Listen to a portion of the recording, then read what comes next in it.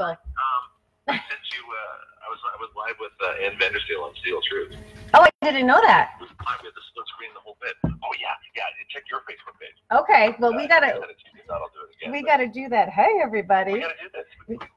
We gotta do. I'm sorry, I interrupted. Go ahead. No, so some of the best things about Virgin, as far as their brand, their model, is that they're not doing what's been done. They're not trying to do what's been done. In fact, they don't even want to try to fit into any of the brands. Like, you know, people call it like Elegant brand or the Fun Ship or whatever. They're going for a whole new one called Rebellious Luxe. So Rebellious Luxury. So they're really trying to not copycat, I guess, is the main thing, which is very exciting for me, and I think for a lot of the cruisers that I know, because they've done the same thing again and again and again. And it's not that I'm putting down what's been done. I love what's been done.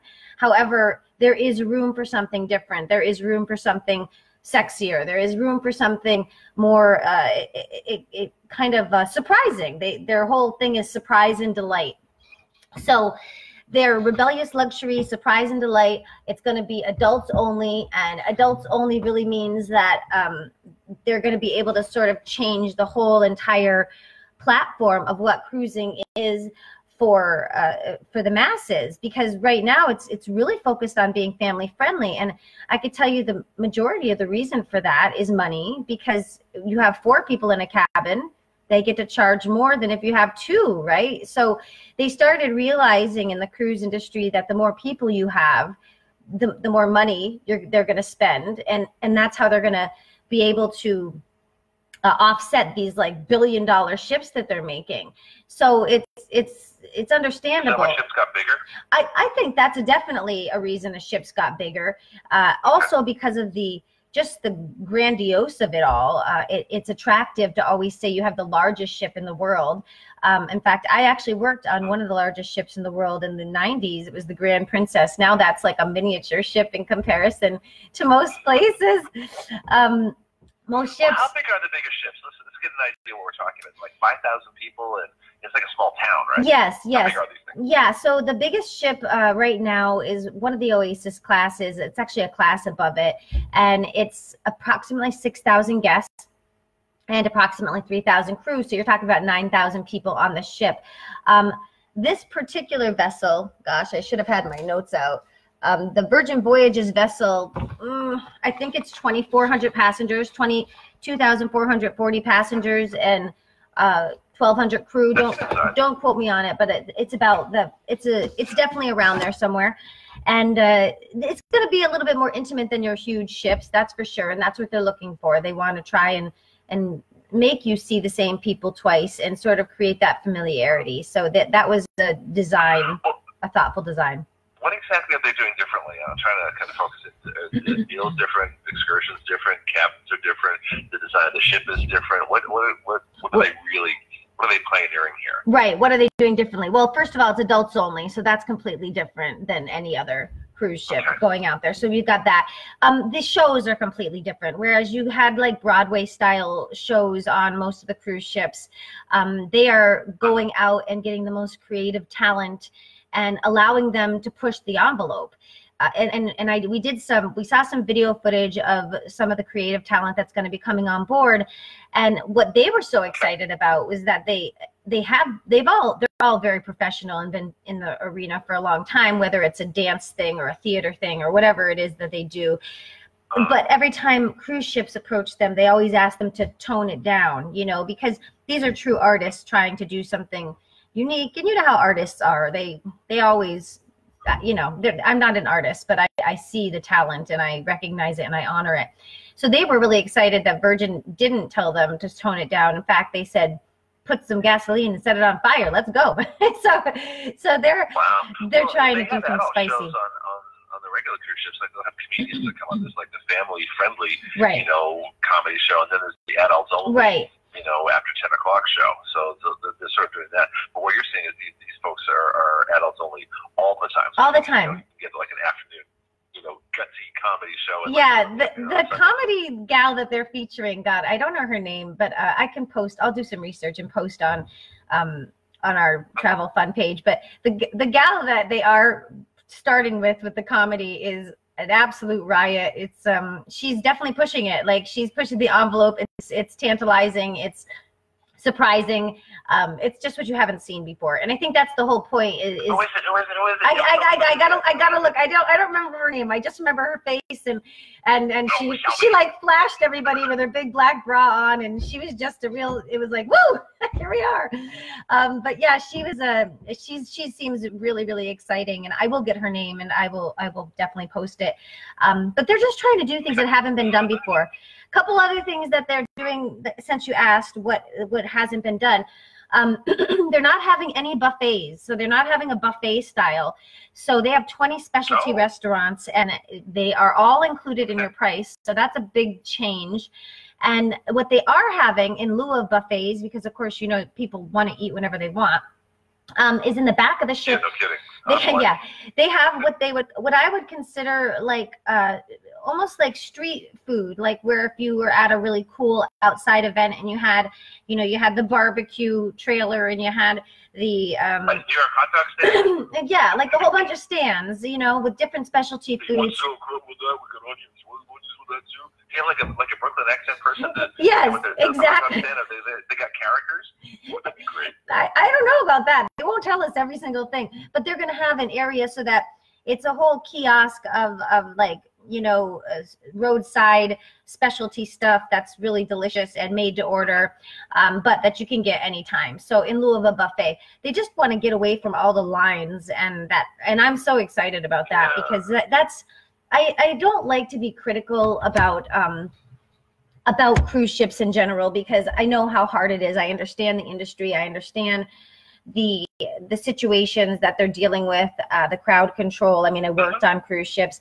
However, and it's just getting so ridiculous. Like the lines to get a drink, the lines to get food, the lines to get off the ship, the line. I'm like, gosh, you know, it's why I don't mind paying a premium to go on vacation somewhere that I'm not going to have lines. You know, I just think it's such an important part of the vacation experience, in my opinion, and not everyone. I mean, listen, I see hundreds of people in line. They're not complaining. So I'm not putting it on people. I'm just saying, you know, how I feel about the experience. So they're trying to get away from that. They're trying to, what I think is a good idea is that they're trying to get you to go to different places. So if there's 7 different little like go to the counter and order your food instead of one line for the buffet, of course you're going to have, you know, 7 or 8 different lines instead of one large line, like I hate lines. Yeah, and it makes you feel, it really gives you that cattle call feeling, you know. And anyway, I'm not knocking it. It's all got its part. I've done that. I've had the crowd move, you know, when we're sitting in line. Seriously, I've done this, all right?